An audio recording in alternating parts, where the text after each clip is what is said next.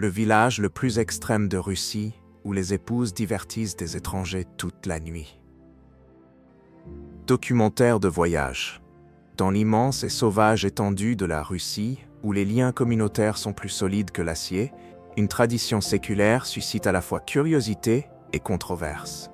Dans la terre isolée de Tchoukotka, les maris respectent une coutume qui permet à leurs épouses de servir des étrangers tout au long de la nuit. Une pratique qui continue d'alimenter le débat. La Russie, le plus grand pays du monde, avec plus de 17 millions de kilomètres carrés de terre, abrite l'une des régions les plus reculées, Tchoukotka. Cette zone, riche en or, est également le foyer de tribus indigènes avec des cultures uniques.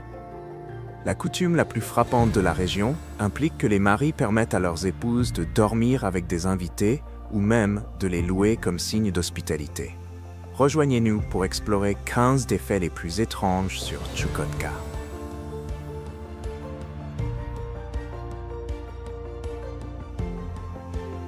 Les femmes esquimaux persistent.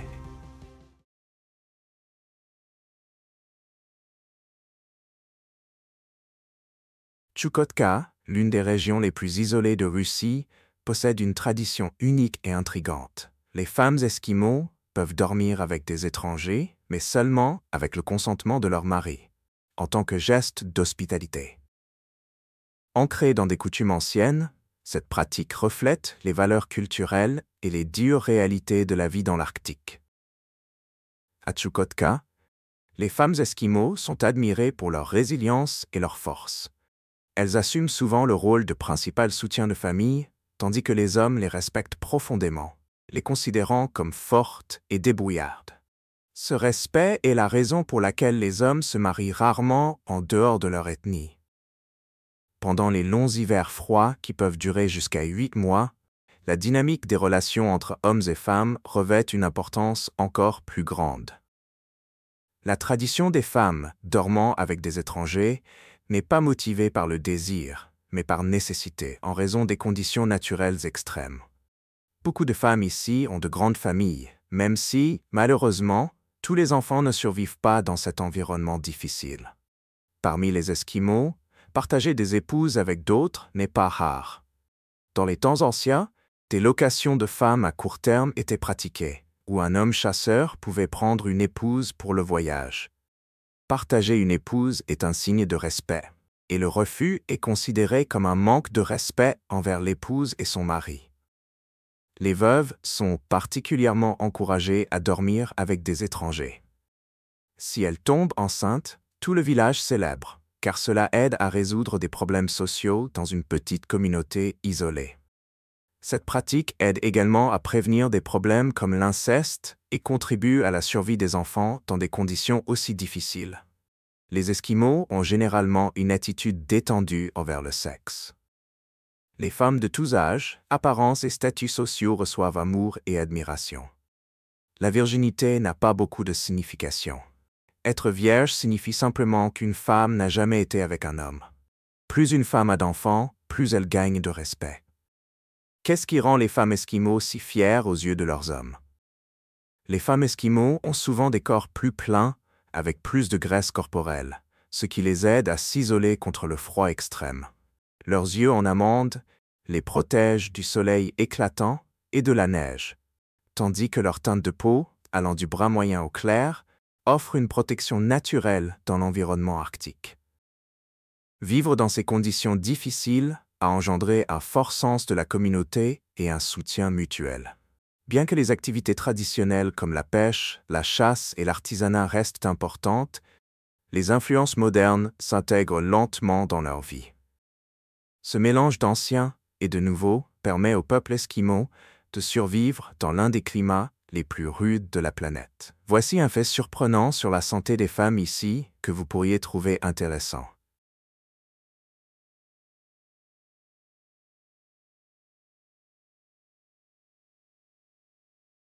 Les piercings corporels sont une tradition de longue date à Tchoukotka et parmi certaines tribus amérindiennes en Amérique du Nord. Pendant des siècles, les femmes se sont ornées de piercings au nez, aux lèvres et même aux joues. Les bijoux traditionnels du Nord, connus sous le nom de lébré, sont fabriqués à partir d'os d'animaux et de pierres. En 2016, l'archéologue Danila Lenko a découvert 2 petites figurines de pierre dans la région de Timir, utilisées comme ornements de joues et de lèvres. Des bijoux similaires ont également été trouvés à Kamtchatka. Les visiteurs de la première moitié du XXe siècle ont également noté la coutume des femmes esquimaux portant des chapeaux en fourrure de mammouth ou de morse, mettant encore en avant les riches traditions de la région.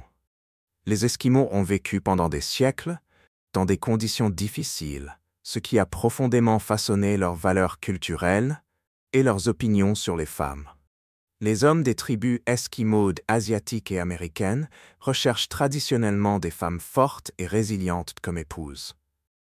Les femmes faibles ou frêles ont souvent du mal à se marier et sont généralement trouvées à travailler dans les fermes. De nombreuses histoires et légendes esquimaux mettent en avant des femmes fortes capables de déplacer des traîneaux d'une même main, de chasser des ours polaires ou de pêcher des morses. Dans de nombreuses familles esquimaux, les femmes sont souvent plus grandes et plus fortes que les hommes, car elles effectuent la plupart des travaux physiques, tandis que les hommes chassent, pêchent et commercent. Maintenant, le prochain fait va sûrement vous surprendre. Mais avant de continuer, j'ai une question pour vous. Quelles sont vos impressions sur les femmes de Chukotka? Partagez vos pensées avec nous dans les commentaires ci-dessous. Le peuple Chukchi vit dans la toundra sévère de Sibérie depuis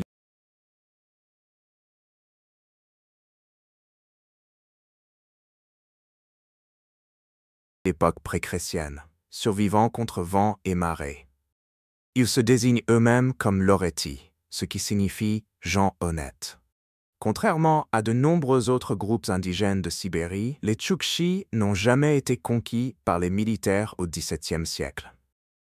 Ce n'est qu'à partir des années 30 qu'ils ont rejoint des collectifs économiques gérés par l'État, marquant un changement significatif dans leur mode de vie et leur culture. Connus pour leur générosité et leur gentillesse, les Chukchi appellent la péninsule de Chukotka leur maison, l'une des régions les moins peuplées de toute la Russie. Au XVIe siècle, des tribus nomades sont arrivées à Chukotka, apportant avec elles leur pratique d'élevage de rennes, vivant principalement sur les vastes plaines désertiques. Au fil du temps, cependant, les Chukchi se sont adaptés à leur environnement côtier, se tournant vers la mer pour la pêche. En automne, les visiteurs peuvent découvrir les marchés uniques de la région, où les fruits de mer et les algues sont échangés contre des manteaux en fourrure, des saucisses et des légumes du continent. Les peuples indigènes ne représentent qu'environ un quart de la population de Chukotka. Le reste étant des nouveaux arrivants qui ont choisi de s'installer malgré le climat difficile et les conditions de vie impitoyables. La vie communautaire à Chukotka est profondément ancrée dans le soutien mutuel, et l'une des traditions les plus importantes est l'hospitalité indéfectible réservée aux invités. Connue sous le nom de Kunanga, cette coutume reflète les liens étroits de la communauté, où la survie dépend souvent de la coopération et de la confiance. Lorsqu'un invité arrive à Chukotka, il est accueilli sans hésitation et reçoit nourriture, abri et chaleur. Cette hospitalité n'est pas seulement un signe de respect, mais une bouée de sauvetage dans les conditions difficiles de la toundra, où l'isolement et la rareté rendent crucial le fait de compter les uns sur les autres. La générosité et la solidarité sont les pierres angulaires de la culture Chukchi, garantissant que chacun, des orphelins aux personnes âgées, est pris en charge. L'avarice et l'égoïsme sont considérés comme les pires traits dans la société Chukchi, et refuser de l'aide est vu comme un tabou sérieux.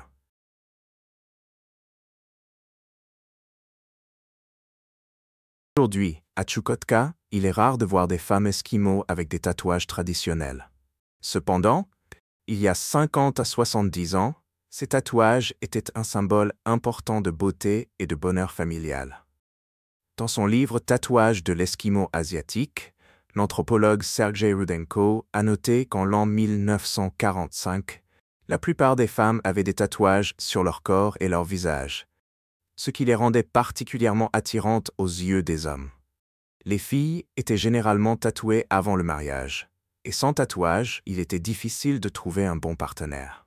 Le processus de tatouage était douloureux, utilisant un fil couvert de suie tiré sous la peau, mais les femmes enduraient cette douleur pour la beauté.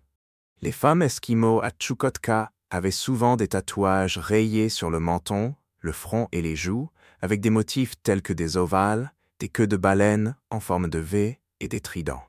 Aujourd'hui, ces tatouages se trouvent principalement sur les femmes plus âgées de la région, car les jeunes femmes esquimaux ne suivent plus cette pratique ancienne. Au lieu de cela, elles optent souvent pour des designs de tatouages modernes, reflétant les tendances mondiales de la culture jeunesse. Alors, qu'est-ce qui rend Chukotka si spécial? Découvrons ses trésors cachés.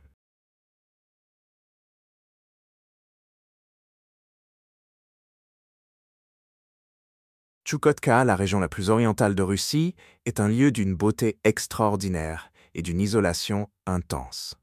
Cette terre reculée, riche de vastes mines d'or et de cultures indigènes uniques, ne manquera pas de captiver tout voyageur. Le président Poutine a un jour déclaré que l'avenir de la Russie se trouvait ici. Et il est facile de comprendre pourquoi. S'étendant sur plus de 700 000 km², Chukotka abrite seulement environ 50 000 personnes. Elle borde la République de Sakha, la province de Magadan et le Kraï de Kamtchatka. Fait remarquable, les résidents peuvent voyager sans visa vers l'Alaska, qui se trouve à seulement 53 000 de l'autre côté du détroit de Bering. Le paysage est marqué par des sommets montagneux, de vastes plateaux et une toundra sans fin. Les hivers durent jusqu'à 10 mois, avec une courte période estivale intense. Les rivières et les lacs sont essentiels à la vie ici, et la diversité de la faune et de la végétation de la région ajoute à son charme. Chukotka est le foyer d'un mélange culturel de Russes, Tchoukchi, Even, Yukagir et Koryak, chacun ayant sa propre langue, tradition, cuisine et coutumes. Les visiteurs peuvent participer à des festivals locaux et déguster des plats indigènes qui racontent l'histoire de pratiques séculaires. Malgré son climat difficile et sa petite population, Chukotka cache une richesse immense sous le permafrost, y compris de riches dépôts d'or et des minéraux précieux. Les forêts clairsemées et les plantes typiques de la toundra, telles que la mousse, les lichens et les buissons de myrtille, prospèrent dans cet environnement difficile. La fleur de cranberry est un symbole de la résilience de cette terre. Le climat de Chukotka est influencé par 2 océans, créant des tempêtes fréquentes et de longues périodes sans lumière du soleil. Les premiers habitants, des chasseurs paléo-sibériens venus d'Asie centrale et orientale, ont façonné la culture précoce de la région. Aujourd'hui, les peuples indigènes continuent de préserver leurs traditions, malgré les perturbations de l'ère soviétique. Avec son potentiel croissant pour l'écotourisme et le tourisme d'aventure, Chukotka est également un sanctuaire pour la faune rare, comme les ours polaires, les rennes, les renards arctiques et les phoques. Les investissements de l'ancien gouverneur Roman Abramovitch dans les infrastructures, le logement et l'éducation ont contribué à dynamiser l'économie locale. Notre prochaine destination promet d'impressionner. Mais avant de commencer, j'aimerais vous demander une petite faveur. Si vous pouviez cliquer sur le bouton « S'abonner », cela me ferait énormément plaisir. Votre soutien aide cette chaîne à grandir, et en retour, nous continuerons à vous apporter du contenu passionnant. D'accord?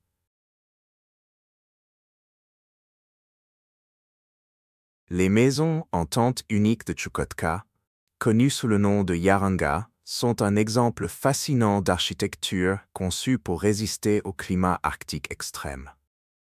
Ces structures rondes ou ovales sont construites à partir de poteaux en bois ou d'os de baleine et recouvertes de peau de renne ou de toile pour l'isolation. Les yarangas offrent une excellente protection contre les intempéries sévères et peuvent être facilement montées et démontées, ce qui les rend parfaites pour le peuple nomade Tchoukchi. À l'intérieur, l'espace est divisé en zones de sommeil, de cuisine et de rangement, avec des plateformes surélevées recouvertes de fourrure pour garder le froid à distance.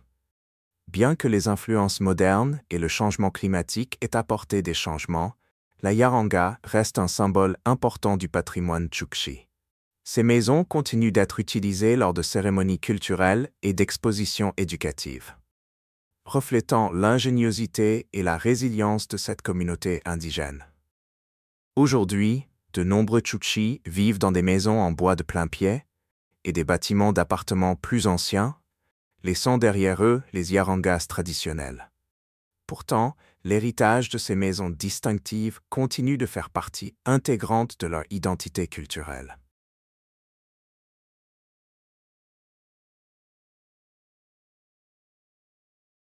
Le peuple Chukchi est depuis longtemps célébré pour son élevage exceptionnel de rennes, une pratique chérie à travers les générations.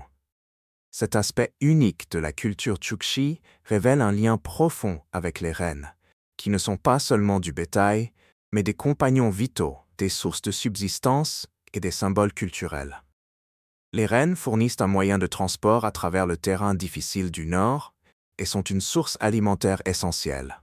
Leur viande, leur lait et leur peau sont cruciaux dans les plats traditionnels, apportant les nutriments nécessaires dans le climat froid.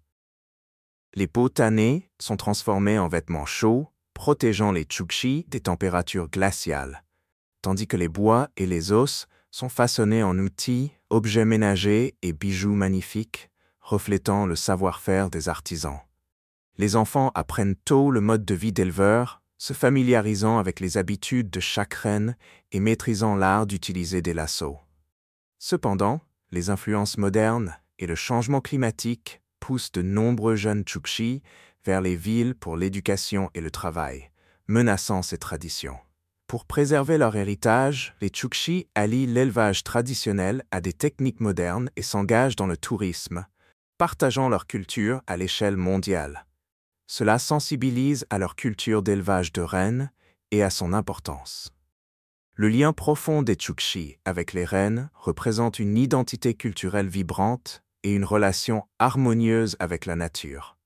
Préserver ces traditions maintient non seulement leur héritage, mais enseigne également aux générations futures comment vivre en équilibre avec le monde naturel.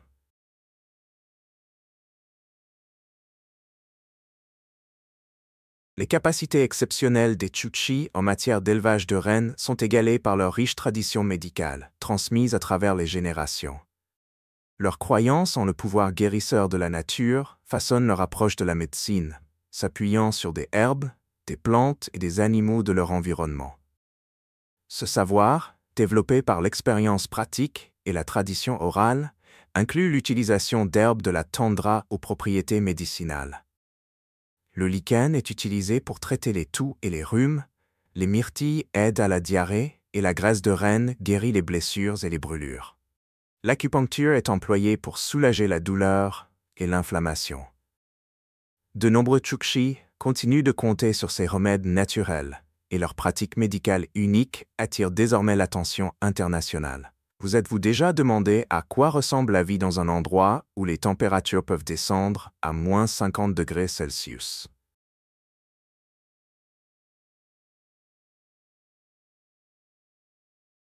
Vivre dans un endroit où les températures descendent à moins 50 degrés. C'est la réalité pour le peuple Chukchi. Pour atteindre Anadyr, la capitale de Tchukotka, il faut voler près de 4000 milles depuis Moscou. Les hivers ici sont si sévères qu'il est presque impossible de visiter, avec des températures plongeant régulièrement à moins 50. Malgré le froid brutal, les Chukchi sont parmi les gens les plus amicaux que vous rencontrerez. Ils se considèrent comme des gens authentiques et sont fiers de prendre soin des personnes âgées, des orphelins, des veuves et des pauvres. Malheureusement, les conditions difficiles entraînent une espérance de vie courte, avec une durée de vie moyenne de seulement 45 ans. Les habitants de Tchukotka privilégient les matériaux naturels pour leurs vêtements.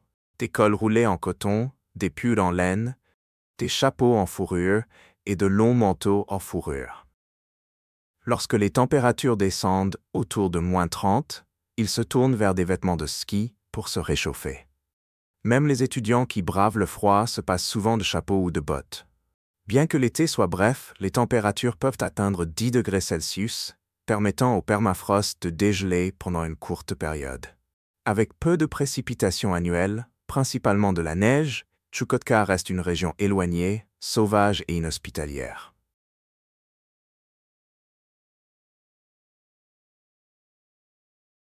Tchukotka attire les entreprises minières mondiales en raison de ses vastes dépôts d'or cachés sous le permafrost. On pense que cette région reculée détient des trillions de dollars en or, en faisant un foyer pour les investisseurs du monde entier. Connues sous le nom de ceinture d'or de Russie, les réserves d'or de Tchoukotka pourraient atteindre jusqu'à 2000 tonnes. La région abrite de grandes mines d'or, y compris la mine de Kal, la troisième plus grande de Russie, avec des réserves d'environ 4500 tonnes. Les géologues prédisent de nombreuses autres mines encore à découvrir, créant un avenir prometteur pour l'exploitation minière dans la région. Pour soutenir l'exploitation minière, le gouvernement russe a introduit des lois favorables. Les améliorations des infrastructures, y compris les routes, les ports maritimes et les aéroports, facilitent le transport du minerai d'or. Avec la hausse des prix de l'or, l'exploitation minière à Tchoukotka est devenue une entreprise très rentable. De grandes entreprises telles que Kinross Gold, Polyus Gold et Highland Gold Mining y opèrent déjà. Le gouvernement russe prévoit de faire de Tchoukotka le plus grand centre d'exploitation minière d'or au monde d'ici la prochaine décennie. Cependant, il existe des défis. Les hivers rigoureux et le froid compliquent les opérations minières, et le coût du transport du minerai depuis ces zones isolées est élevé. Malgré ces obstacles, le potentiel des réserves d'or de Tchoukotka reste énorme, continuant d'attirer l'attention internationale. Mais comment les habitants parviennent-ils à survivre dans une région aussi reculée et froide? Jetons un œil de plus près.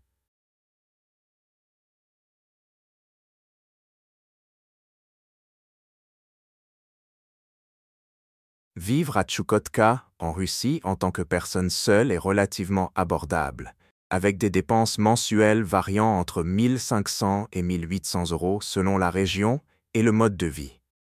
Les prix des loyers varient. Un appartement meublé de 85 mètres carrés dans une zone plus chère coûte environ 1158 €, tandis que dans un endroit plus typique, il est d'environ 672 €. Un studio plus petit de 45 mètres carrés peut coûter environ 606 € dans les zones haut de gamme et 371 € dans les régions plus abordables. Les coûts des services publics sont raisonnables. Pour 2 personnes dans un appartement de 85 mètres carrés, le chauffage, l'électricité, le gaz et l'eau s'élèvent à environ 93 € par mois. Pour une personne dans un studio de 45 mètres carrés, ces services publics coûtent environ 56 €. Les courses sont également à des prix raisonnables. Un litre de lait coûte environ 96 centimes, tandis qu'une douzaine d'œufs est d'environ 1,56 €.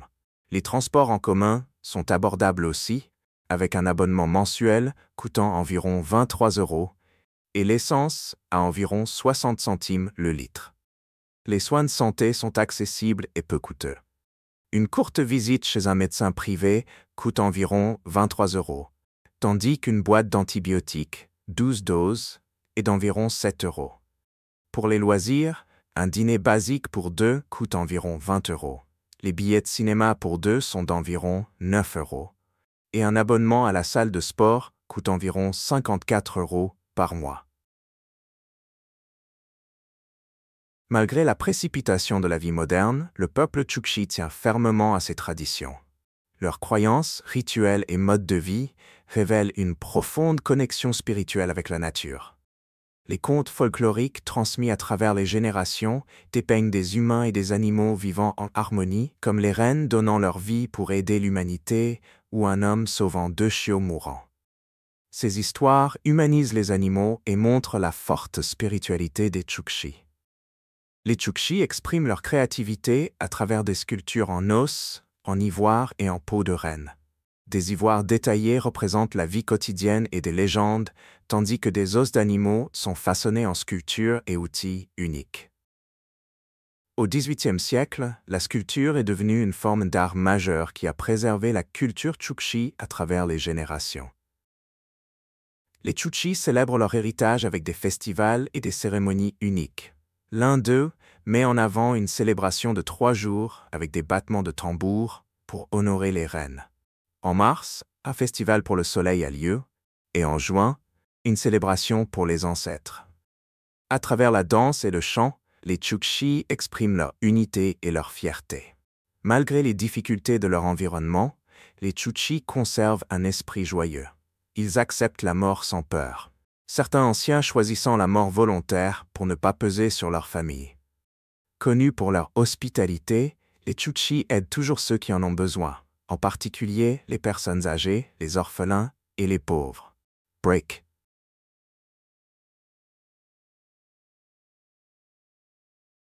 La communauté est la pierre angulaire de la vie Chukchi. Avec coopération, solidarité et soutien mutuel, maintenant tout le monde connecté. Ce fort sentiment d'unité est crucial pour préserver leur identité culturelle unique, en particulier dans la toundra impitoyable. Ensemble, ils chassent, élèvent des rennes, construisent des maisons et se préparent pour les longs hivers. Lorsqu'une famille fait face à des difficultés, la communauté offre à la fois une aide matérielle et un réconfort émotionnel. Les anciens transmettent des compétences essentielles de survie, la langue, les coutumes et les rituels à la jeune génération, assurant la continuité de leur tradition. Cet esprit communautaire se manifeste dans les rituels de chasse pour la chance et la protection, ainsi que lors des festivals où ils se rassemblent pour chanter, danser et célébrer.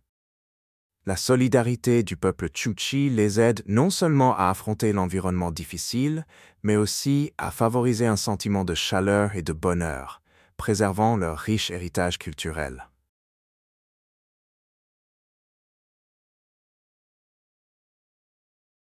Le peuple Chukchi tient à ses traditions, valorisant et préservant des éléments essentiels de leur culture, tels que la langue, les vêtements, la nourriture, la musique, l'art et les croyances. Cette fierté culturelle est une source de force, leur permettant de surmonter les difficultés et inspirant les générations futures à maintenir leur identité intacte. Au cœur de la culture Chukchi se trouve leur langue. C'est une partie vitale de la vie quotidienne, utilisée dans les conversations, les cérémonies et transmise aux générations plus jeunes. En plus de leur langue maternelle, les Chukchi apprennent également le russe pour naviguer dans le monde moderne. Leurs vêtements témoignent de l'ingéniosité du peuple Chukchi. Fabriqués à partir de peaux de renne, de peaux de phoque et d'autres matériaux naturels, leurs vêtements sont décorés de motifs complexes qui signifient le statut social et les liens culturels. La tenue traditionnelle comprend le kirka, un manteau de longueur genou en peau de renne, souvent associé à de la fourrure de renard ou de loup. Les femmes portent de longues robes, souvent ornées de perles, de broderies et de fourrures. Hommes et femmes portent des bottes robustes et des sous-vêtements en cuir, nécessaires pour survivre dans le climat difficile. Le régime alimentaire des Chukchi est basé sur des produits de renne, du poisson et des baies sauvages. Ils ont des plats traditionnels, transmis à travers les générations, qui offrent des saveurs uniques et apportent la nutrition nécessaire. La musique et l'art sont centraux dans la vie Chukchi, avec des danses, des chants et des œuvres d'art souvent représentant des légendes, la nature et leur fierté pour leur héritage. La spiritualité est tissée dans leur vie quotidienne, car ils croient en des dieux, des ancêtres et des esprits de la nature. Ils effectuent des rituels pour honorer ces esprits, cherchant des bénédictions et des conseils. Pour le transport, les Chukchi s'appuyaient autrefois sur des traîneaux à chiens, des chariots tirés par des rennes et des bateaux en cuir. Aujourd'hui, ils utilisent également des bateaux à moteur et des motoneiges. Les rôles familiaux sont distincts. Les hommes se concentrent sur la chasse, la pêche et la collecte de bois de chauffage, tandis que les femmes s'occupent des tâches ménagères comme le nettoyage, l'entretien des tentes yaranga, la cuisine, la couture et la réparation des vêtements. Les enfants Chukchi d'aujourd'hui fréquentent des internats, où ils étudient à la fois des connaissances traditionnelles et des matières modernes. Le peuple Chukchi est renommé pour son art populaire, en particulier ses sculptures en os. Ces sculptures représentent souvent la vie quotidienne, comme la chasse et l'élevage de rennes, ainsi que la faune locale.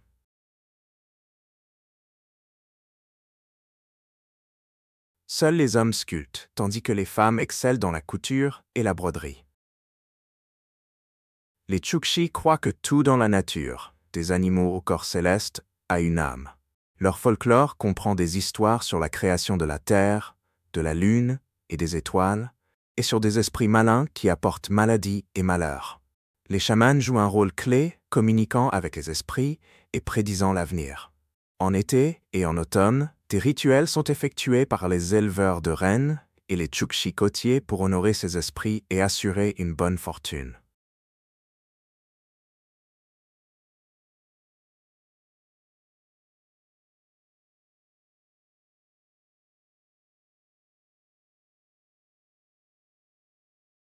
Le système de comptage unique des Chukchi est basé sur 20 et non sur 10.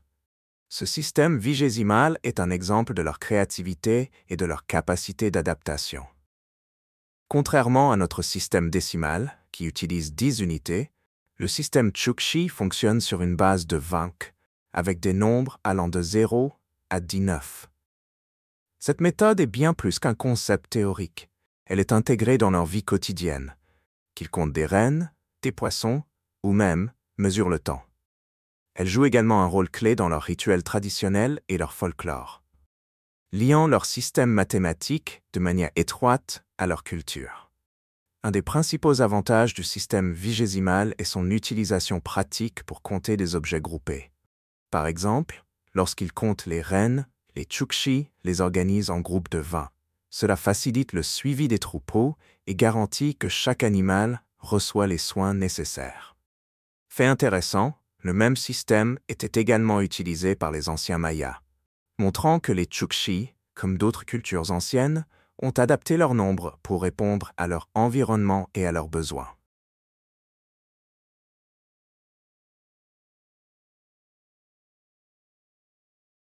Si vous avez aimé la vidéo d'aujourd'hui, n'hésitez pas à cliquer sur le bouton j'aime et n'oubliez pas de vous abonner à la chaîne. Votre soutien compte énormément pour nous. Cliquez sur la vidéo qui apparaît actuellement sur votre écran. Je suis sûr que ce contenu va vous plaire. Dites-nous en commentaire quel pays vous aimeriez voir présenté sur notre chaîne. Merci beaucoup d'avoir regardé et à très bientôt dans la prochaine vidéo. Merci de nous avoir rejoints dans cette aventure géniale.